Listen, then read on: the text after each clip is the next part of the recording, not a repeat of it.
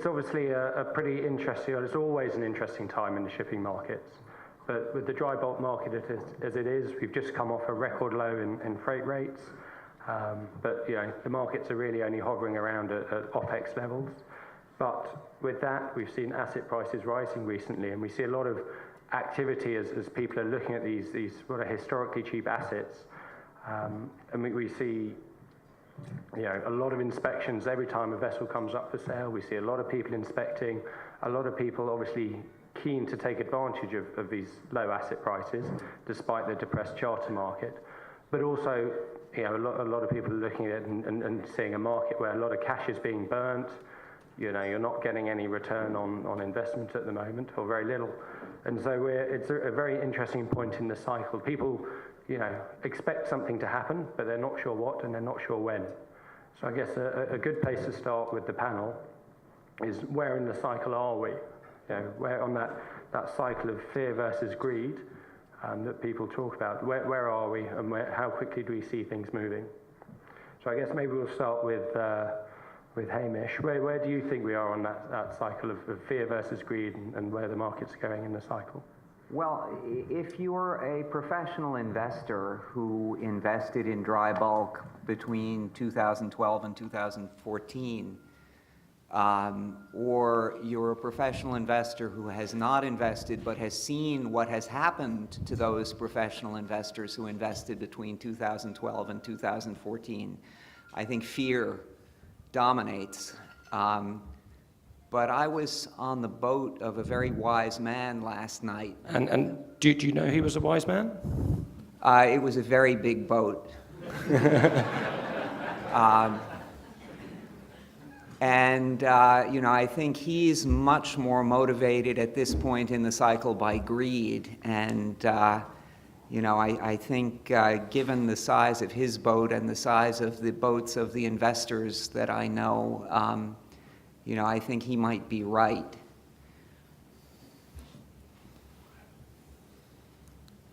And would anyone else on the panel like to have a thought about where we are on that cycle? John? It will be easier to answer your question after the cycle. But if you want my opinion, I think we've seen the worst. It doesn't mean necessarily that the market will boom soon. But I think a number of vessels have been scrapped. A number of vessels are special survey. Ballast water management treaties soon to be implemented. So I think there are some positive, I know order books. And I think there are some positive indications that the good market is not that far away. Possibly we may have to wait until mid-17, but no. And George, from a operator's perspective, do you see things differently perhaps from some of the owners here? I don't think so, not particularly differently. I think we're still in flux between full fear and greed, which is good from an operator point of view because it creates a difference of opinion, which creates volatility. And there's volatility that, as an operator, we like. It gives us risk to manage, which is what we think we're good at. I think we're out, like John said, we're out of the full depths of the market and slowly improving. But I don't think it's the time for full greed just yet. And so, okay, yes. If I may, it's interesting how quickly sentiment changes. I mean, February of last year, the BDI dropped below 600 for the first time. It reached a 30-year low. And everybody thought, okay, that was the bottom of the market. This year, we went even below 300. And we said, okay, cannot get any worse. Now from 300, we're back to 600, the absolute low, the 30-year low of last year. And everybody seems to be happy. It's a bit strange, isn't it? And do you think with that, I mean, we've seen asset prices jump 15-20% over the last quarter. Do you think that's justified? I mean, all that's happened is that the market's gone from sub-OPEX to OPEX. Do you think a rise in asset values is worth it? I think people believe that the worst is behind us, and I have to say, I also believe the same. I don't think we'll go back to below 300 BDI. So people that have money, ship owners that have money, this is the time to buy. I mean, you may burn some cash maybe for a few months, even for a year, but asset prices have dropped so much that it's worth buying today if you have a long-term view. And so within this market, I mean, we're still heavily oversupplied. There seems to be perhaps a feeling that the worst is over us. In a market that's as oversupplied as we are now, do you think that's going to limit the volatility we see? And what impact do you think that will have? That's to Pankaj. Well, actually, what we see now is the return of volatility to the markets over the last 3 or 4 months. Over the last couple of years, we have really only seen the market go one way, which is down. And it bottomed in February when we saw rates being well below OPEX, pretty much zero for most sizes. Now we see rates back to maybe operating cost levels and bouncing around there. I'm not so bullish as some people over here have said that the market may have bottomed out. Seasonality played a big role in the first or second quarter. We have had a very strong grain season. We have seen steel prices move up, iron ore prices move up, some restocking of these commodities in China. But we are going into the traditional weak summer period. So I think we could see, again, rates back in below OPEX territory. And the asset price bounce that we have seen as well, I think is just a frenzy that was created because people thought this is the bottom. In May, every deal that was done was more than last done on the asset side. But what we have seen in the last week or so is the steam has come off the market, and we are not seeing the same number of buyers go back on board and inspect and so on. So I think it's still early days to call a recovery in the market. We are still, Panamax's average is what, 4,400? Is that a recovery? Handies are trading at 4,500, 600 on the index. I think it's too early to say that the market has bottomed out and we will not see the depths that we saw in February. We could very well go back to that in the summer. And just to reinforce Pankaj's point, there are buyers. There are not many buyers. There are not that many people who were wise enough not to buy earlier who are prepared to buy now. There are a few. So, and I guess, Pankaj, seeing as you seem perhaps more bearish than a couple of the other members on the panel, how are you adjusting your operating strategy for a company, and what do you think companies should be doing in this market to operate if we're going to see a prolonged period at these low levels? Well, as Hamish mentioned, we were one of those who went out and invested back in 2013 and 14. Our average asset prices are quite high as compared to today's market.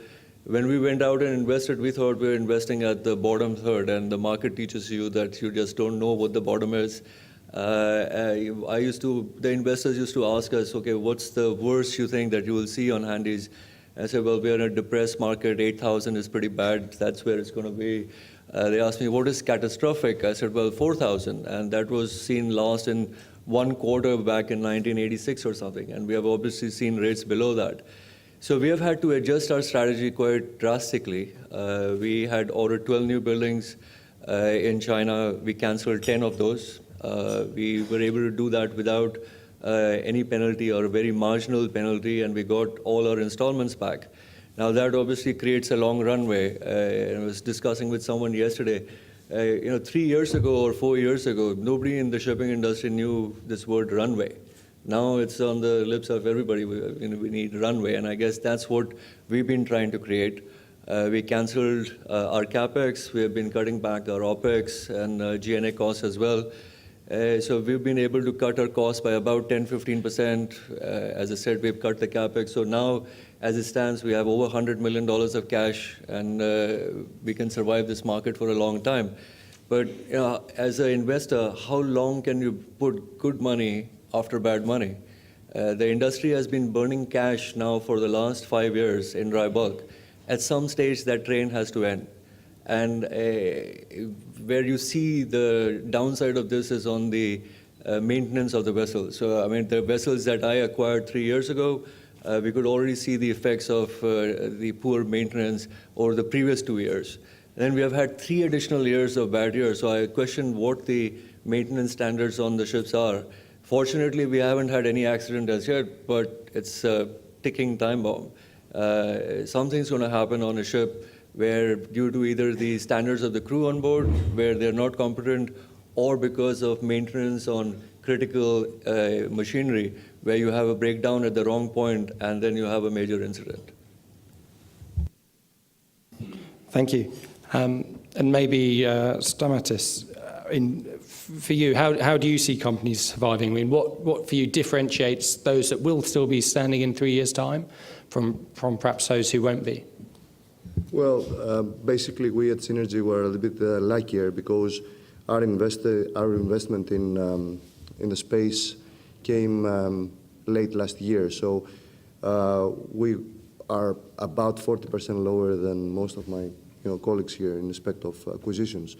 However, OPEX is OPEX. You still need to pay your crews, you still need to pay your bankers, you still need to pay all these bills coming every month. So if rates are below OPEX, you're struggling, no matter how low you have bought the ships. So it's all about the cash flow. Right now, the inflection point was the fact that the charter rates have gone above the OPEX, and suddenly people felt more confident, and this created all this, I don't know if it's temporary or permanent hype, but still we believe that there will be more and more cash buyers coming in to the market. In respect of survival, I think that you and the company should not be sacrificing the quality of the ships. Up to Pankaj's point, we inspected recently one of the Supramax that were up for sale, 2008 ship that was supposed to have passed special survey in last November. It's not even 10-year ship, and we could not believe our eyes, of the condition, how bad it was. It was full of rust and everything. So yes, it is a ticking time bomb. It's not only the quality of the ships which have, run down significantly, but it's most importantly the fact that you have the counterparty risk. Most of these owners, they don't pay. Most of these owners, they don't pay their suppliers, they don't pay their bankers, they don't pay the crews. So it is a ticking time bomb not only for the market, but also for the charterers that they have to trust all these people, with this crap environment. Thank you. I mean, there's a couple of things I'd like to come back to in that. So one of which is counterparty risk, but we'll come back to that in a minute. John, how do you see? I mean, the operating cost is incredibly important. That's what sets people apart in the current market. There's different companies have different ways of looking at it. Some will cut back on crewing costs. Some might invest more heavily in crew to get better productivity. How do you see it, and what's your viewpoint? I wouldn't agree that we should focus certainly only on operating expenses and numbers, a numerical number.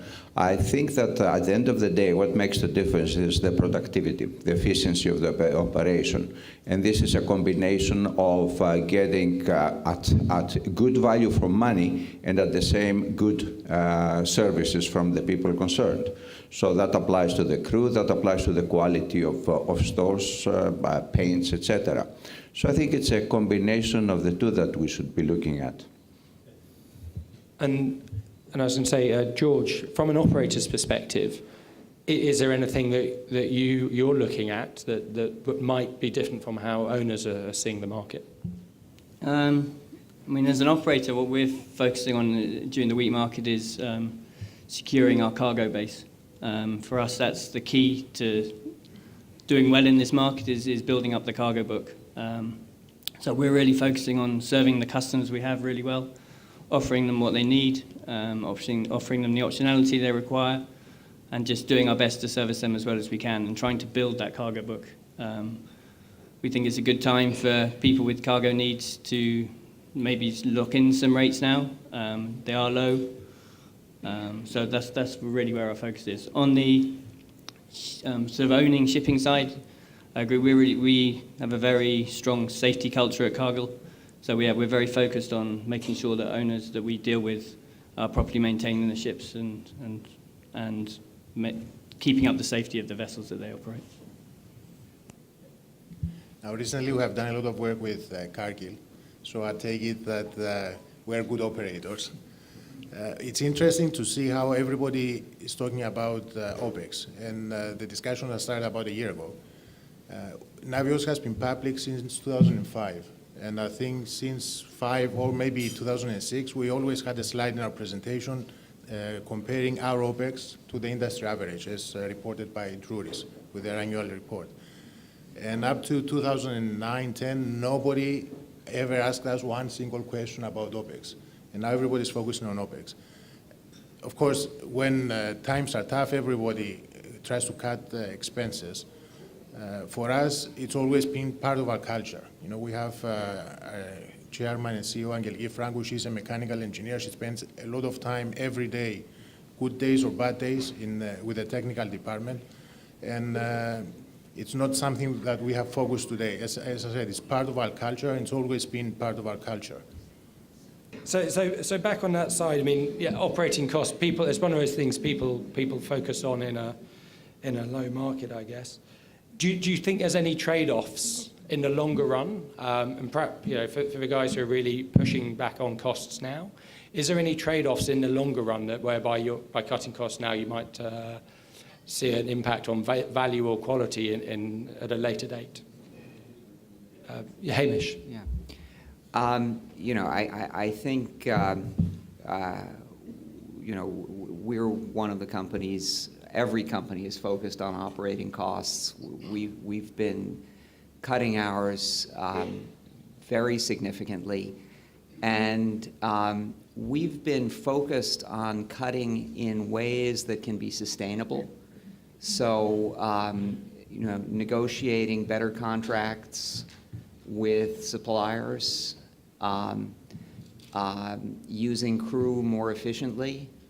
You know, we have not been reducing the maintenance standards, which is obviously an easy way to cut costs, but not a sustainable way to cut costs. And I think should we be so lucky as to see a market recovery, I think our challenge will be how to keep everybody from relaxing. Yeah, I think cutting back costs is everyone's focus. It's you want to be competitive. We are in a commodity industry, so we don't really get paid more because we have the best or highest standard ships. We get paid or we get preferred by the operators because we have higher standard ships. And cutting costs, there are different ways. So for example, our philosophy in a way is spend to save. So some of my competitors are running their ships with 19 crew on board. I have 22. And the reason we have that is because we are able to have quick turnaround times in ports. We are a handy-sized operator. We are changing cargoes all the time. We're going from dirty cargoes to grain. And the flexibility having a good crew offers pays back quite quickly. So we have additional cadets on board, both deck and engine, that actually support the operations of the ship. And as Hamish said, where you actually cut is not on the maintenance and the stores and spares, but it is on the fact that you negotiate better contracts. So we have gone out to our suppliers and vendors and said, we can either lay off the ships and you get nothing, or you can cut back and we can operate the ships. So we've been able to cut across the board from pretty much everybody. I mean, even class societies, for example, we've been able to negotiate much better fees than we had earlier, and we thought we had very good fees when we started off. So there is always room to improve in terms of what we can do with your vendors rather than just looking at the crew or the maintenance standards on board. I would like to alert the audience and the operating expense. Shipping is a capital-intensive industry, so it means, in other words, that we manage and operate very expensive assets, the vessels. Compromising on the operating expense beyond the limit is counter-effective. We cannot afford, as a company, as companies, as an industry, accidents. So we have to make sure that there is a limit of how low we could go on operating expense. And as we said before, productivity makes the difference. Don't look at just numbers.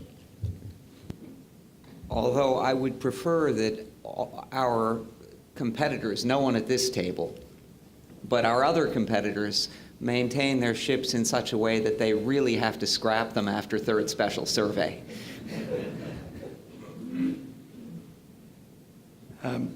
Moving on perhaps to one of the issues that was brought up earlier, and that's on counterparty risk.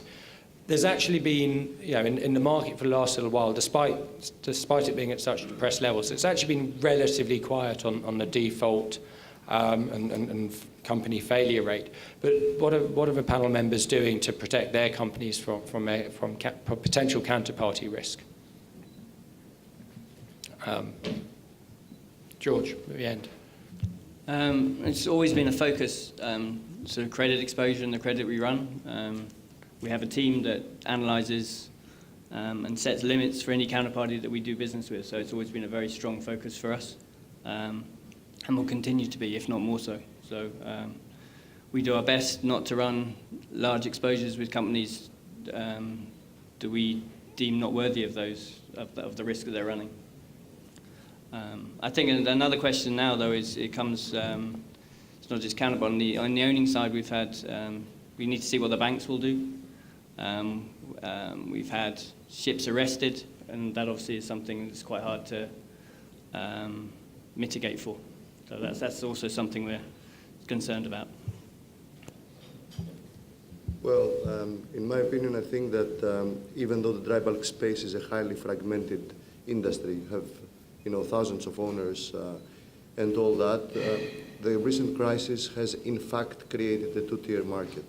You have the higher quality companies that you see them on the fixture list with the quality names all the times, and you have the not so quality owners that are basically nowhere. I mean, if you look at the fixture reports every day, you see the same and the same and the same names, because this is what Cargill, what Bunge, what Rio Tinto, what BHP is basically reporting. But everybody else is disappeared. You have thousands of ships, and you only see the same names every day. So, in fact, it has created, like I said, a two-tier industry. And that is good, actually, because last year, even up to the beginning of 2015, we all thought that the dry bulk space is totally commoditized. You didn't care about the quality of the ship, you didn't care about the quality of the owner, and everybody have the same thing. It's whoever got the cheapest ship actually got the job. Now this is different. Not only you have the bank issue, like George said before, that the banks may arrest the ships, but you also have the bunker providers, you have the crew supply, the crew operators, you have all these people that can, one way or another, disrupt the ships. And if you have expensive cargoes on board, having a ship on arrest with a cargo loaded for a month or 2 months is a very, very expensive exercise, much, much higher than what they would pay for a certain voyage from point A to point B. So I don't think that the charterers should take any unnecessary risks by chartering with substandard owners. Yeah, I would say it's obviously we're in a fairly unique situation here, where it's not just shipping that's distressed. With all the major industries that we're involved in, steel, oil, coal, all the major commodities are also very distressed. So we also have credit risk on the cargo side as well that needs to be mitigated, or at least you need to be very wary about that. So from an operating point of view, we have it on both ends of the trade. I would say that it may sound a bit strange, but counterparty risk is actually higher in a good market, because at that time we fix longer term with good rates, and if the market turns, then charterers may walk away. Today, I think the biggest issue is probably with the suppliers. That a supplier may go bust, and you are left in a port with a big issue. Otherwise, if a charter disappears in today's market, we fix short term with very low rates. You just put the vessel back in the market. It's usually at similar rates. Mm-hmm. But in a good market, then it is a big issue. And back in 2007-8, when we were fixing 5- and 10-year contracts, we had a special team in the office just spending time and analyzing credit risk. And back then, of course, we managed to get an insurance, which we don't have anymore, but it was very important for us, and it paid in the end. When the market went south, we received a lot of cash from the insurance company. I mean, even if you are so pessimistic as to fix long-term in today's market, if the charterer disappears, you haven't lost much. For a shipping company, the counterparty risk refers to the charterer. And irrespective, as George said, of the status of the market, whether it's good or bad, I think we should focus on getting more transparency of the status of the charterers. So far, the ship management companies and the vessels themselves are very transparent. You may look at the classification society records, at the right ship, you name it. Nevertheless, we don't see that transparency in the charterers' world. There are charterers with reputation, but I think there is more work to be done. Thank you. Perhaps if we move on now to more towards the investors and finance side, what are the investors that you talk to and the banks that you talk to saying? How do they see the market, and how do you convince them of the positive future within it? How about Pankaj? Well, I'm the poster child of the PE investment from 3 years ago. The way the PE world looks at shipping today is a bit different from 3 years ago. All those guys who invested obviously are trying to see if they can actually find a reasonable exit. That's not today, obviously. They've obviously found out both on the tanker side and on the dry bulk side that it's not easy to exit shipping. These are illiquid assets.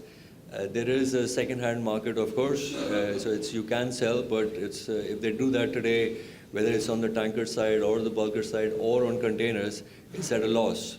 So nobody is running for the door, so to speak. Most people probably know that PE money is generally about 7 years, and then they can get extensions on it as well. So we haven't seen anyone run to the doors as yet and try and exit these investments at a loss. So they are patient, they will wait. I don't see any panic selling as yet. In terms of new money, that is scarce. I don't think, especially for dry bulk, you can find money now. There are a couple of investors who are left with some money from their investment, who did not invest all of it in the last couple of years, who are taking advantage, averaging down. There are some new investors who have come into the market on the margins and buying some. But in general, you find where the money is coming from is Greece. The second-hand market, the people who are picking up ships, I think 7 out of 10 ships going out are to the Greek market. People have deep pockets over here, got out of shipping or out of their investments a while back, and they're getting back in. Guys who were on the tanker side who are getting back in. So that's where I think the investment is coming from. On the banking side, as far as I see, there is no money available, which is good for shipping. So people are not going out and ordering vessels. Nobody's running to the shipyards. The second-hand market prices are cheap enough that everyone's focused on that. So George, from Navios' point of view, do you agree that the lack of new money coming in is good for shipping, or do you want to see continued investment? No, it's very good for shipping. I mean, the PE, when the recovery started in 2012-13, PE money destroyed the market again with all the new building orders that they placed, with not a lot of knowledge on shipping at that time.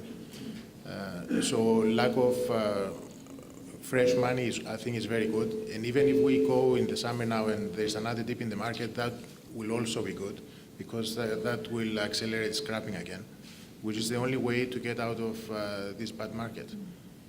You know, on the dry bulk, we always had this self-correcting mechanism, but as long as there is some hope that the market will recover, people tend to hold back and not scrap the vessels. So I think even, again, it sounds a bit counterintuitive, but if there is another dip now in the summer, I think that will help a better and long-term recovery in the market. What's your view on the investor sentiment? Well, the investor sentiment is unfortunately very, very grim, I would say. I mean, if you think about it, all these people lost billions and billions of their investments in the last, I don't know, 5-10 years. So how can you convince someone to invest in a dry bulk space when all of them have lost, the majority of their equity participations? However, one company, especially those of us that are listed one way or another in the US exchanges or global exchanges, we need to be out there, and instead of trying to say how different we are from one another and why we're better and we have lower OPEX or lower G&As and all these things. Our role now is to convince the investors that now it's a time to reinvest in the space. We're now at the 30-year lows, so in my mind, I think it's a no-brainer for new capital to get into shipping. And I kind of disagree. I don't think that new capital is necessarily bad for shipping. I think that if people have a rational investment strategy and they don't go out and start ordering ships like crazy again, and they help by buying high-quality ships, and they maintain those ships and all that, I think that the market one way or another will stabilize. And going back to the point of whether it's a good time to invest now or not, I must remind everyone in the room that in 2012, especially in New York at the time, at Marine Money's and Capital Links, everybody was saying, the tanker market is finished and the Suezmaxes are redundant and they're obsolete and all that. So just when you hear the word finished, you see all this recovery happening, and we all know what happened in the tanker space the last few years. I think that, a lot of people have considered dry bulk space as finished again, and all of that will create very soon a very good increase in the market and the rates. But like I said before, we need to be rational. We shouldn't go out and praise ourselves by controlling 30% of the order book and things like that, which in my opinion was absurd. But, on the other hand, try and focus on quality second-hand tonnage and how to improve the current fleet as it is. Stamatis, if I may say, the words rational and investment in shipping, for some reason, they don't go together. True, but let me say something. I mean, people tend to throw rocks at the investors in the States, right? They say the PE firms and the US investors and all that. But let's all be reminded that the cyclicality in shipping has existed forever. Way before New York, way before the PE firms, way before that. So at the end of the day, people can go crazy at any time. It's not whether there's capital markets or not, just rationality. But I agree with you, it's not necessarily rational.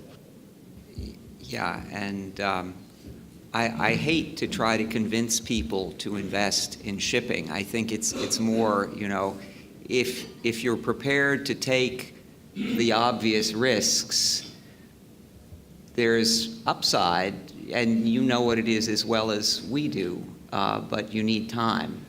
And if you think you've got the time, here's what we offer.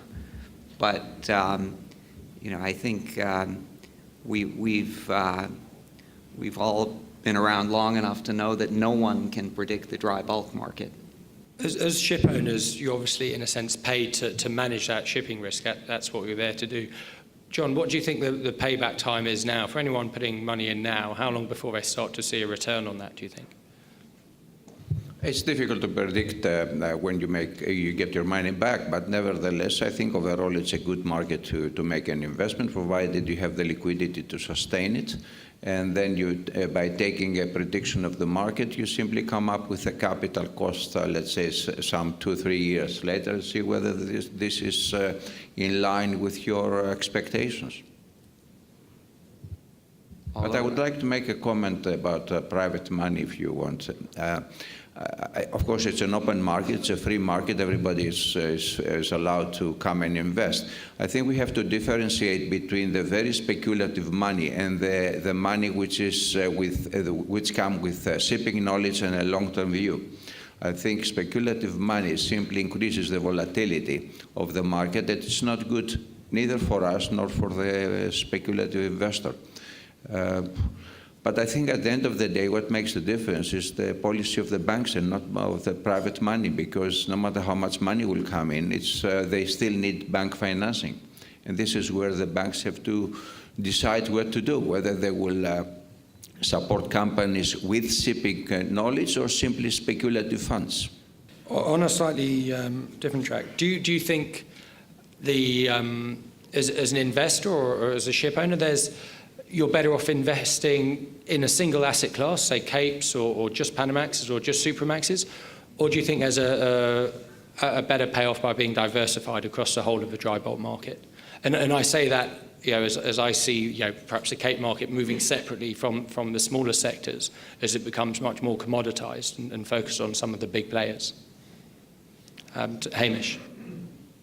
You know, I think in today's market where every class of vessel is oversupplied, there's no pressure on vessels to pinch cargoes from another vessel class. But in a recovery, you know, you can't have a real Capesize recovery without a situation where, you know, Kamsarmaxes are taking some Cape cargoes and Supramaxes are taking some Panamax cargoes. You know, I think what you find is in every recovered market, the vessel classes correlate almost perfectly, and that correlation just breaks down in a very poor market such as we have now. So I think it's people may be misled by the, you know, apparent lack of correlation today. Well, I have a fleet which is focused only in one sector, in handies, and I chose to go into handies because I like the fact that it's not as volatile as the Capes. So I think there is a differentiation in terms of how the sectors behave. The handies are quite industrial. They're almost like chemical tankers in a certain sense. We carry 40 different cargoes. We go to pretty much ports all over the world. We work with probably about 500, 600 different charterers, whereas with the Capes, it's 20 charterers that control the entire market. So there is a differentiation in terms of the risk appetite that goes with a certain size sector. But I agree, when the market goes up, you cannot have one sector going up. Handies cannot outperform Supramaxes over the long term and so on. When the market goes up, everything goes up together. I agree with both of you. The only difference is that usually when the market goes up, it's led by the Capes. And that's where you get most of the returns. I mean, the Capesize is the most expensive, of course, of the asset classes, and it has the highest returns. Now, the way we have presence in all asset classes right now. Initially at Navios, we only had Handymaxes and Panamaxes, which provide a bit more stability, especially on the down market. And slowly we got into the Capesize sector. And I think if you have the scale, you have to have presence in all asset classes. You need the smaller vessels to protect you on the downside and provide more stability, but you also need the Capes to capture the upside. Back on that point, if I may say, I agree 100% with what George said. I think that the company should have at least two different sectors, at least two different sizes, in order to differentiate a little bit. However, I must say that the two segments must be complementary instead of overlapping. So, you know, when you have Capes and Kamsarmaxes, I mean, at the end of the day, there's some sort of an overlapping in the cargoes and all that. But the best combination, in my opinion, and that's what we try to do in Seanergy, is to have Capes and the smaller sizes like Supras and Ultras, which I think have the best complementary among the charters and everything. I would say from the operating point of view, I think for us it's very important to have a large fleet under our control. I mean, it varies between, it's around 500 vessels that we have on the water at any one time. And we need that critical mass in order to serve the customers we have properly. I mean, they demand so much optionality in terms of switching lake hands, load ports, size of stems, etc. And if you're operating in that spot market, you need to be able to offer that to your customers, and you can't do that unless you have a critical mass of cargoes as well as vessels on the water at any one time. So I think it'd be very hard to operate in the spot market with a small fleet. I don't think you could serve the customers properly. Thank you. We've only got 2 or 3 minutes left, so I've got one last question for the panel, and then we'll see if there's any questions from the audience. So do any of you have any what's the key market indicators you look at? Is there one thing? I mean, a few years ago, the whole sort of banking industry was looking at the BDI as a leading indicator for the global economy, and that's sort of fallen by the wayside now. Is there anything that you look at that you use that you think is instructive for people looking at the dry bulk market? Well, I mean, I think that the dry bulk market is probably the most perfect market I know.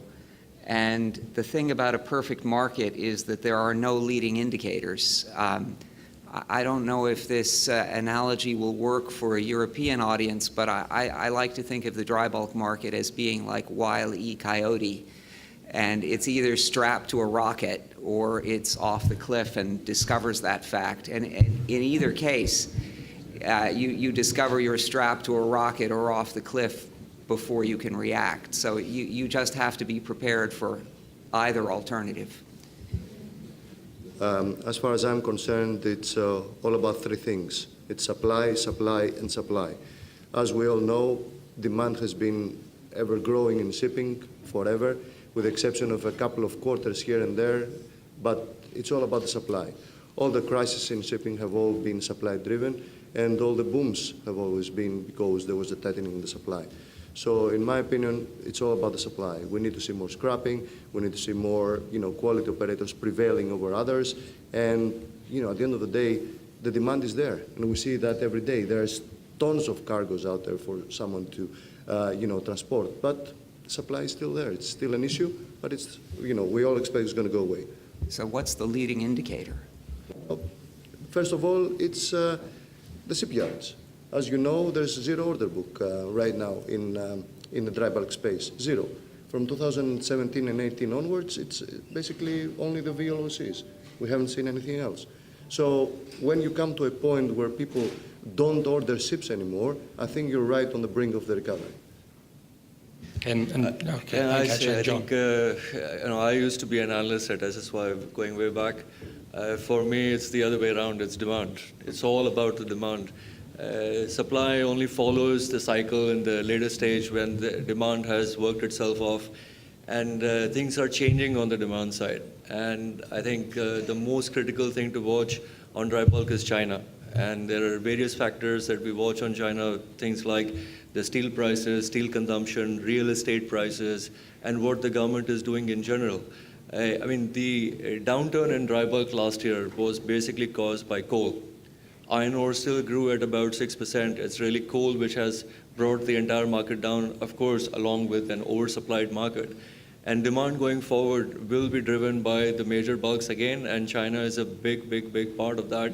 Over 50% of the iron ore trade is China, and almost now, 15% of the coal trade is China, or 20%. So I think that is the key factor. People talked last year a lot about India on coal, but that turned out to be immaterial. And there are changes in India again, where domestic coal is becoming bigger. So I think China is still the key critical factor for dry bulk. If you can share with me your source of reliable real-time statistics in China, I would be grateful. I think we're running out, but John, I'd be interested to hear if you've got a comment on this matter. We all agree that shipping is influenced by so many parameters. I strongly believe that the most valuable and important indicator in shipping is our instinct.